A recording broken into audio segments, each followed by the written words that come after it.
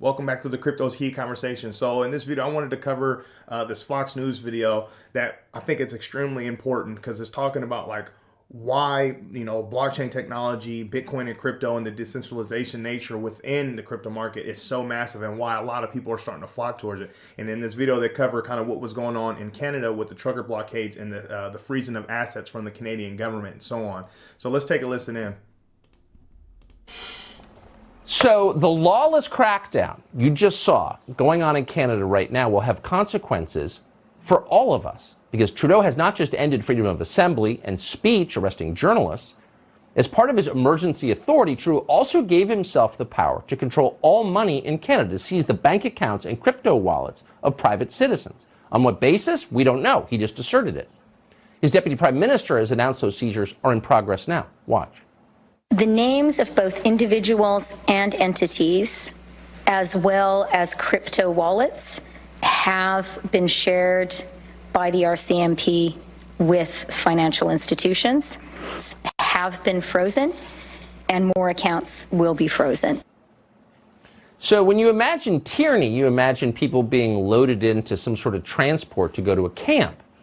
But this is 2022. Tyranny looks a little different now. Tyranny is when they take all your money and you have no power whatsoever. And that's exactly what Trudeau's government is doing to anyone who dissents. They're targeting crypto exchanges. That's where people keep their cryptocurrency. They convert it quickly into cash. Money on those exchanges is no longer safe, defeating the whole point of cryptocurrency. Jesse Powell, the CEO of the crypto exchange Kraken, just wrote that Canada, quote, 100% will force his company to freeze assets without judicial consent. Again, lawlessly, they're just doing it. He added this, quote, if you're worried about it, don't keep your funds with any centralized regulated custodian. We cannot protect you. You almost never hear businesses telling customers, we can't protect you. That's honest. So what are the criteria here? On what basis are Canadian authorities raiding currency platforms and seizing digital currencies? Well, Canada's so-called justice minister explained the criteria the other day. He announced that Canada's government doesn't need a court order in order to take all of your money. Here's the standard. If you've ever supported Donald Trump, then you can lose access to your bank accounts. Your political views will determine whether you have any money at all. Watch. Well, I think if you are a member of a pro-Trump movement who's donating hundreds of thousands of dollars and millions of dollars to this kind of thing, then you ought to be worried. So again, without becoming hysterical about it, we cannot overstate the importance of what we're watching right here. It is a preview. Canada is not the last country in which this will happen, in which a neoliberal government will become a fascist government overnight while smiling and talking about diversity. You should know the Biden administration, once again, has not condemned this. In fact, they're emulating it. The White House is currently, right now, preparing to release an executive order on cryptocurrency that could come as soon as next week. According to Yahoo, the plan is for the federal government to, quote, come up with a government-wide strategy to regulate digital assets. The FBI, meanwhile, has just formed a new unit, quote, focused on digital asset seizure and blockchain-based law breaking. Now, what does that mean? Well, we're learning from Canada. Blockchain-based law breaking means that you donated money to a cause the government doesn't like, for instance, against vaccine mandates. And the State Department has no problem with that at all. So what does this mean for our financial system? Well, if you ran a big bank, you'd be very concerned about this. Once the government announces they can zero out people's bank balances if they don't like their Twitter feeds, people tend not to trust banks. You could get bank runs. They understand that. There's a lot of volatility ahead. This is a scary moment. Marty Ben is the founder of Tales from the Crypto, a Bitcoin podcast. He joins us tonight to explain. Marty, thanks so much for coming on. I don't think I've ever seen anything like this, and it's easy to play the tape of people getting run over by horses, but the idea they could just seize your digital currency strikes me as a very big deal.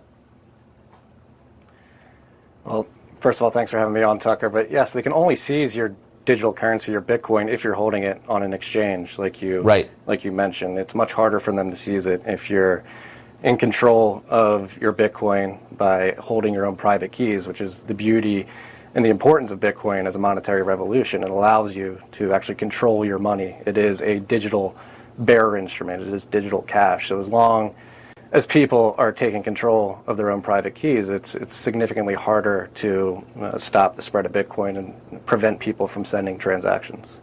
So that's, without getting too technical here, and thank you for saying that. So the promise of cryptocurrency is still in place, that you can operate transactionally without government oversight. How complicated is it not to use an exchange but to hold the keys for yourself? Could the average person do something like that?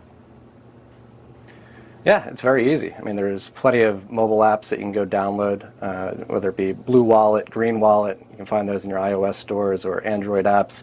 These are open source wallets that anybody can download and easily create private keys, send their Bitcoin from an exchange directly to a wallet.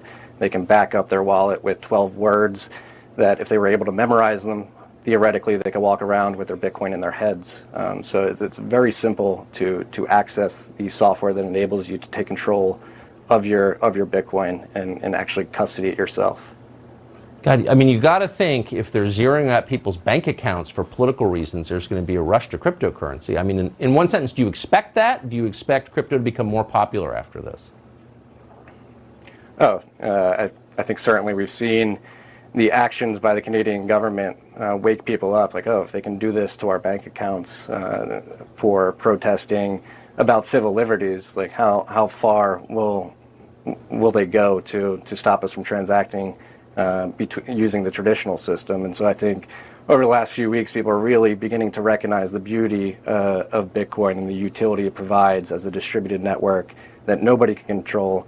As long as you're controlling your own Bitcoin and you have those words written down secured, you have the freedom to control your money. Which is, it turns out, the core freedom. Marty Bent, thanks so much for that explanation. Good. So, I mean, as you can see, this is one huge variable, the decentralization aspect of it, that is literally making people flock to the crypto market and to digital assets. And, you know, for those of us that's been in the space, we all understand this. But if you're listening to this and you're new, make sure you go out there and educate yourself. Understand that when it comes to self-custody, as they talk about, it's not as overwhelming and scary as you may think. Just be very careful with everything. You know, never share your keys with anybody, and just be very diligent about making sure you're aware of, you know, whether you're using a ledger or using like a MetaMask, or like a web wallet or whatever the case is. Just make sure you know all your information, and you know how to send things, how to receive things, how to track things. And just to let you know, like, if it's true, if it's not your keys, meaning you don't have the keys, it's not your crypto. So having it on an exchange, I have some of my digital assets on an exchange getting ready to sell. So like if something were to happen and, you know, that exchange were to go down, I won't be able to sell or access, you know, that portion of my portfolio, which I'm taking that risk. But for a majority of my stuff, I am self-custodying it. So like no one can control what I do with it besides myself. So it's so important. Go out there and educate yourself. The crypto market is here to stay. Digital assets are here to stay. And it's quite evident of how important it is with what's going on with Canada, the Russian invasion of Ukraine. You have millions of dollars that's been donated in Bitcoin to the Ukrainians. And when it comes to these trucker blockades, obviously they were freezing assets, but, you know, people were still finding ways utilizing Bitcoin and digital assets to fund, you know, these particular, trucker blockades agenda and their purpose of why they're doing what they're doing. So it's quite evident crypto's here to stay. We are so early to the party. With all that being said, stay strong out there. Be safe.